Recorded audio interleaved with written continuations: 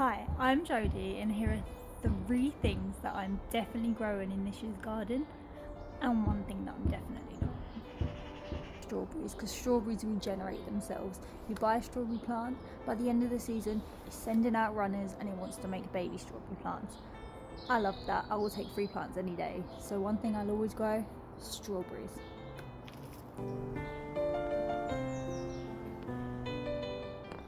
Before I move on to number 2, yes, there is scaffolding everywhere and it's driving me insane. It's blocking all the sunlight and I think I need sunlight almost as much as my plants do. Moving on, number 2 is going to go to berries. And why berries? Because have you ever been to Tesco and seen how much they cost? Berries are quite pricey, they're also delicious. They're a soft fruit that you can just grow quite an abundance of and you don't need to have them all in the ground. I have mine all in pots so they can go in like a really sunny position in the garden. You can grow different varieties that you don't actually see in the shops, like this one. This is a pink blueberry. So it's a blueberry, but it's a pink lemonade. So I've never grown pink blueberries before. I'm excited to see if they taste the same and how they look. It sounds really pretty. Equally, honeyberries, another one of my favourites. Super hardy, stay in the ground, don't mind the frost. Another good one to try. So berries is definitely my number 2.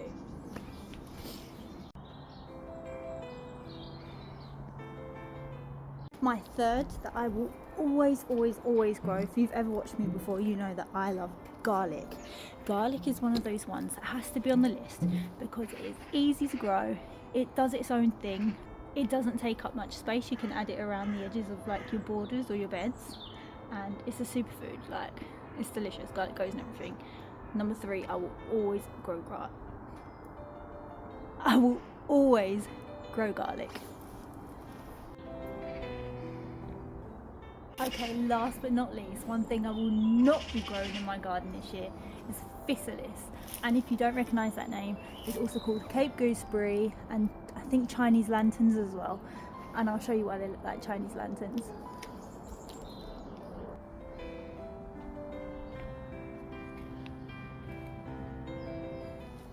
So these are just old ones, they're starting to rot, they're falling off the plant, but can you see this, like, it looks like a lantern. And you crack them open and you eat the fruit inside.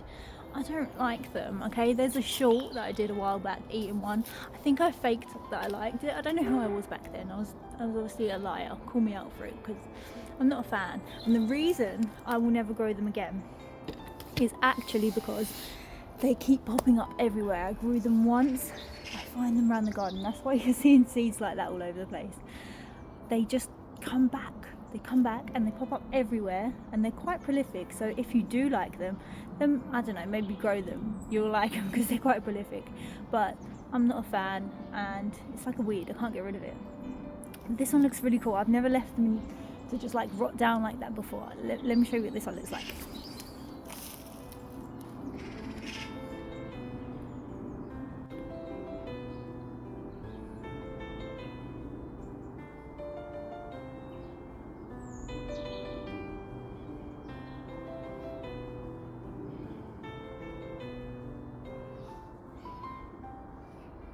So leaving these to just break down in the garden is probably why I end up with so many plants. Who knew? It definitely will grow garlic, berries, what was the other thing? Oh yeah, and strawberries. Definitely won't grow physalis. At this time of year the garden is an absolute state, but everywhere I look there's still life. There is still life all around me. I have garlic, parsley, rosemary, thyme, I've got carrots. It really wasn't worth pulling out to show, was it? So if you have a small space and you're trying to make it work, think twice about what you want to grow. Grow what you like. Most importantly, just grow what makes you happy. Thank you so much for watching and follow along for more. Bye!